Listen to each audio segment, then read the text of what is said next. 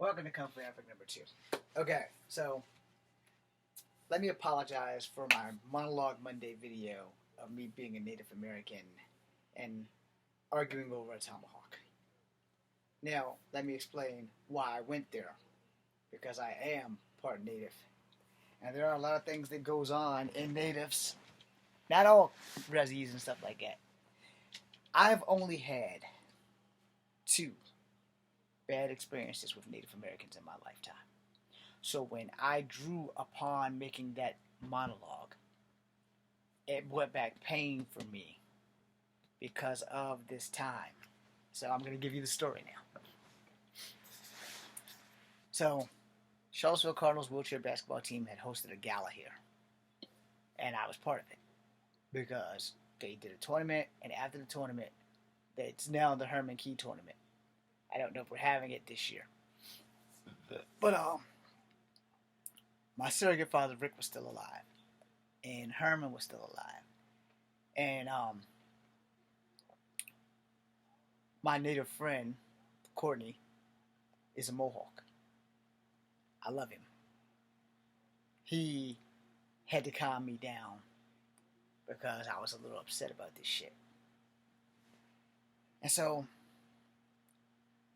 before that, there was a very beautiful Native girl in a wheelchair. She was like, I think, a 3 or something.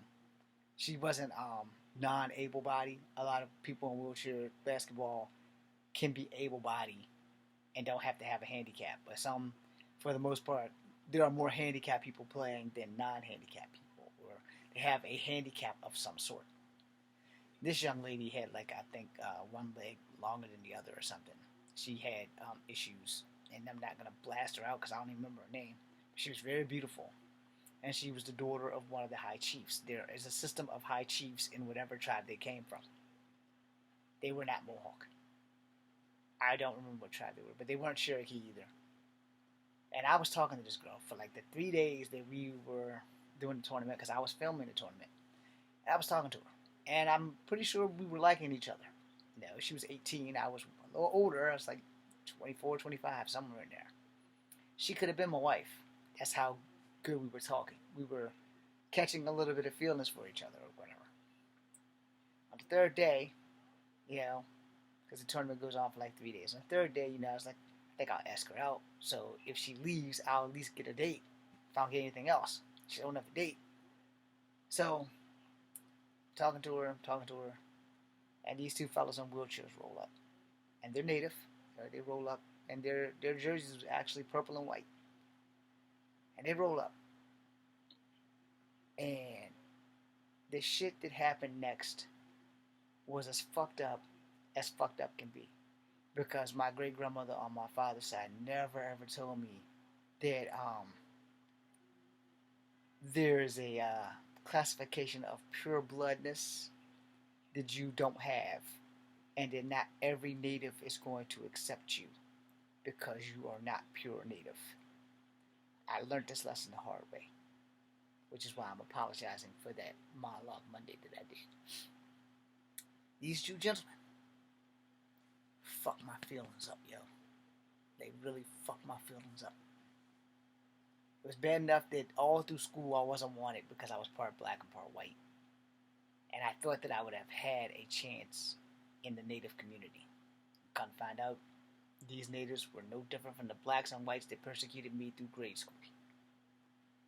First one rolled up, I guess he was like a cousin. Don't talk to her. You are not pure blood. Stay away from her. Do not talk to her. I never wanted to kick a man out of a wheelchair so bad in my life, other than the time that another wheelchair recipient person pissed me off by talking to his girlfriend like she wasn't shit, and this was a black couple, and I'll tell you that at the end of the story. He rolled off. She was like, I'm sorry. Don't worry about him. Don't worry about him. Because he wasn't her father, you know. The other guy rolled up. Like less than 5 minutes. So we're still talking. And we're talking. You know, it's like, we're going home tomorrow. It's like, okay, well, we're already at dinner, so there was no point in taking her to a dinner date. So I don't remember the year, and I don't remember what movie was playing, but I wanted to take her to the movies. But before I could ask her, this other dude rolled up. And he told me to my face, purebloods are the only ones that can date her. You are not pureblood. You need to go away now. And I was like, I'm not going anywhere. I'm one of the hosts. I can't even actually leave. So he decided to tell her, you are coming with me. And she walked off with him. Now, he wasn't her father either. So later I asked my surrogate father, Rick, what the fuck was the deal with that? And then I asked Court. And Court was like, some tribal people do not like people who are mixed. Period. No ifs, no ands, no buts. And of course, like, all tribes ain't like that, James. Don't judge all tribes by what these two assholes did. So thank you, Courtney, for that. But this shit still stings every time I think about it. Every fucking time I think about it, it still stings. Because from 5 to like 11 or 12, whenever you get to the 5th grade, I have been called half-breed H, half-breed N. And by the time I got to the 5th grade, we had one more race to add into. So now I got people thinking that I'm fucking Tonto. Doing that TV bullshit. When I got out of school, got out of college, got out of high school, I thought that shit was over. I never, ever, ever fucking thought in a New York minute that I would ever have racist natives. Never. Never. Because I'm going to tell you right now, every Asian that I have ever met, from China, Japan, or Korea, in the Philippines, and Samoa, or whatever, have treated me like I was one of them. You know, without question. Every Mexican I ever met has treated me like I was one of them. But white, blacks, and natives, not so much. Especially blacks. I had a lot more racism with black people than I've had with the rest of the ones that I named. When I found out that Native Americans were biologically Asian, I was even more mad. But I found that out before I met the Native American girl. I was hot, yo. She was hot. But I was hot. Went home that night. And I wanted to cry. But I couldn't. I was too angry to cry. But I never, in a million years, thought that I would ever bump into racist natives. Never. Never in my life. The girl snuck by and apologized, but then I never saw her again. Haven't seen her again. That was almost 15 to 20 years ago. So wherever you are, young lady, thank you. I hope you are doing well. But that fucked me up for a long time. It fucked me up for a very long time. Because it was bad enough that I wasn't good enough for black people. I wasn't good enough for white people. And now I wasn't good enough for natives. And that shit hurt. I am a hybrid with no home. I don't have many native friends after that. I have a fuck ton of Asian friends. Chinese, Korean, Japanese, Filipino. Got a fuck ton of them. They're all around somewhere. We made a couple movies together. But no natives, few blacks, few whites.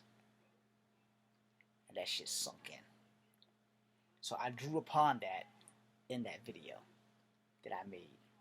I made it racist on purpose to show you what a lot of mixed people go through in general. And it's something that a lot of people who are not mixed don't get. So yeah, if I offended you and you're native, I apologize. Because those natives never apologized to me. The girl did. But the two men in the wheelchair, I swear to God, if they hadn't been in wheelchairs, I would have went on the warpath. And I'd have beat the fuck out of them. They didn't take all this kung fu shit to get my ass kicked. Not saying it can't happen. But it wasn't going to happen that day. Not that day, not any damn day. So I was exceptionally cocky. And I was a badass motherfucker then. I'm a worser ass motherfucker now. Now, the only other time before that I ever wanted to kick a wheelchair man down was the first trip I went to Canada. Court was driving. And we were riding with a dude I'm not going to name. He had his girlfriend and his daughter. Who was her daughter too. I don't think the kid was more than 4 or 5 years old. And I don't know why they got to arguing on the bus, and I'm not a nosy person by choice. But this man was driving into her. I still talk to this guy. He's a lot better now. But the bus broke down on the way. The bus broke down in Philadelphia. And for some odd ass reason, this dude just wanted to make himself look like a fucking hero. And he started cussing her out in front of the child. Cussing her out, cussing her out. I'm friends with a friend of his that work where I work. I said, yo, you need to check your boy. It's like, sorry, don't worry about it. I said, no. If he calls her a bitch one more time, I'm going to go knock him out that fucking chair. And so he said some shit. Little girl's just right there. And I said, hey man, you just stop doing that in front of that child. And then he fucked up. Don't you fucking tell me how to talk in front of my child. I said, I tell you what, I will flip you out that motherfucking chair and throw you the beating of your fucking life if you cuss one more time in front of that child. You got something to say to your girlfriend, your baby mama, you walk her ass off there in private. The entire basketball team don't need to hear that shit. And you don't need to be cussing in front of a 3 or 4 year old child. And her mother. Because she's going to grow up and let men talk to her that way. And they're going to treat her like dog shit. And it'll be your goddamn fault. So if you got something to say to me, you say it. But if I knock you on your ass, it's going to be because you cussing out this girl's mama in front of her. And I don't give a fuck what anybody says here. And I'm cussing out in front of the child also. I will beat your ass before we get to Canada. And I can stay here in Philadelphia and catch a ride home. But you're going to catch a ride to the fucking hospital. Because I'm going to flip you out of that fucking chair. And I'm going to beat you within inches of your life. Then he told my friend that he needed to check me. I said, no, you need to check him. Because I know Kung Fu. He might have strong, massive arms, but he has forgotten the 2 factors that's going to make the difference in this fight. He is in a wheelchair. He can't move from his legs down. And the other factor is, I don't give a fuck. So he's either going to straighten up and talk to his girlfriend in private and stop swearing in front of that child, or he's going to the hospital and not going to make it to the basketball tournament in Canada because he's going to be in the hospital for not being able to move the rest of his body when I rip out his fucking spine. So I later would have apologized, and I did. I explained to him why. Because I've seen a lot of shit in my life. I've seen women in my family be abused by men. I've seen women take verbal beatings. And I was like, yo, that's not how you talk to people. It's not how you do that. I understand that sometimes you got to feel like a man and you got to embarrass somebody. That doesn't make you more of a man. That makes you a piece of shit. You got to embarrass somebody. Embarrass them by accident is one thing. Embarrassing them on purpose because it makes you feel better is a fucking piece of shit game. So he later would come back and apologize to me. Told me I was right. I said, yeah, you were right too. I shouldn't have gotten your business. But you can fuss at her anytime you want. Just not around me and the child. If that child was there, you roll your ass out somewhere else and you take her with you. But you leave that child in the care of somebody that gives a shit. But don't you dare cuss at her in front of her mother. And in front of her daughter. So don't do that. That's not something you do. I grew up around that shit. And I don't like that shit. That shit gives me flashbacks. That shit makes me want to fucking beat people up. And I've been fighting since I was 6 fucking years old. So beating someone up is not a fucking hard thing for me to do.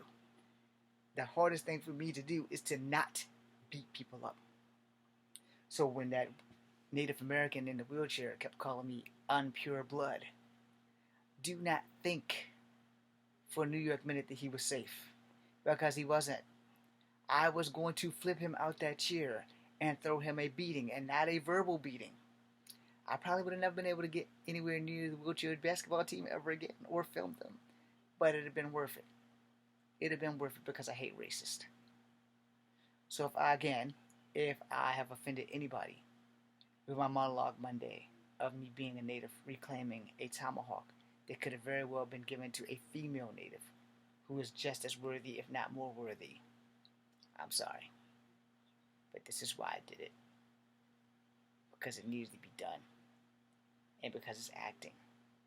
And I had to draw on a part of me that's still hurting to this day because of racism. understand, there are a lot of things in this world that we can't change. There's a lot of things in this world that we can't fix. There's a lot of people in this world that need to change but can't change because they don't want to change. But when you are the victim of that shit all your life, when racism is like the skin on your back, always happening, always there, you never forget that shit. And as a child, you will never forget that shit. You will never forget how many times somebody of a different color or a different ethnicity gave you the finger 7 ways from Sunday because you don't look like them, because you're not one of them, because you don't act like them. It's not my fault my great grandmother moved away from the reservation and her daughter had a baby with a black man. About 11 babies, matter of fact. Maybe less, maybe more, I don't really remember. And all of their babies had men with black men. The black men in the family that were her boys had marriages with black women. My mom being the half-breed herself. So, therefore, me being multicultural, granted, it has not worked. Which is why I'm billing myself out from now on as Echo Fang Great Wolf, a native. I have more than earned my right to call myself a native. Because I've been through way too much shit. Period. I hope this clarifies everything. I hope if you're native and you're watching, did you forgive me? Or if you're native and you know someone who's mixed who's been through exactly what I just did on that improv, then you understand. Again, I apologize, and I thank you for watching. Echo Fang Grey Wolf. I'm out. This is Kung Fu Havoc number 2. Be seeing you.